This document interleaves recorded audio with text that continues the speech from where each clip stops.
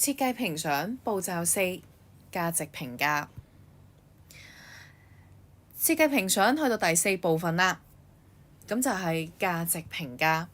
其實喺裏邊嘅時候咧，價值評價咧唔係話好難寫嘅一樣嘢，而喺裏邊嘅時候咧，你要整合到究竟你判斷依份作品、依份設計究竟好唔好咧？唔係就咁你話好就好，唔好就冇嘅。你要根據多項嘅準則之下，講翻依個設計究竟有冇效做到設計本身嘅功能，同埋佢嘅恰當性。呢個設計又做唔做到呢？即係好似喺裏邊嘅時候，你一開頭寫就要表明自己立場，究竟你欣唔欣賞，定係你喺裏邊嘅時候鍾唔鍾意呢一份嘅作品？你可以兩份都鍾意，兩份都唔鍾意，亦都可以講一份鍾意，一份唔鍾意。但係喺裏邊嘅時候，你要講原因。呢份設計算唔算係有效呢？呢份設計達唔達到佢嘅目的呢？然後喺裏邊嘅時候，你去一定要提及呢兩份作品，要評價呢份作品，要係提供合理嘅理由。每份作品要有兩個嘅解釋。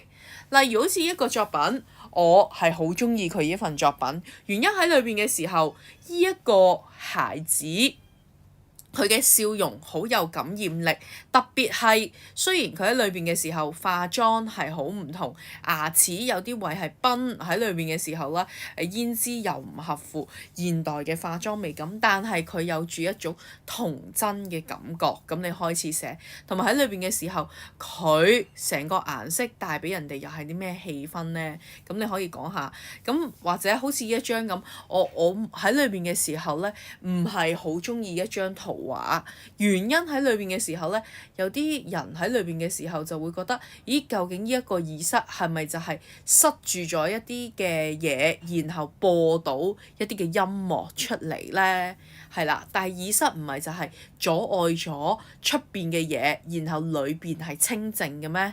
係啦，點解耳塞由好嘈雜或者好大嘅風聲，然後會變咗一啲可能喺裏邊嘅時候唔同嘅音樂，或者變咗唔同嘅線條，令人好疑惑。究竟呢一個喺裏邊嘅時候咧，你究竟呢一個係耳機定係耳塞咧？咁所以令人誤解，所以我就唔係好鍾意啦。咁你講到呢啲合理理由嘅話咧，咁你就會有4至5分啦，得唔得？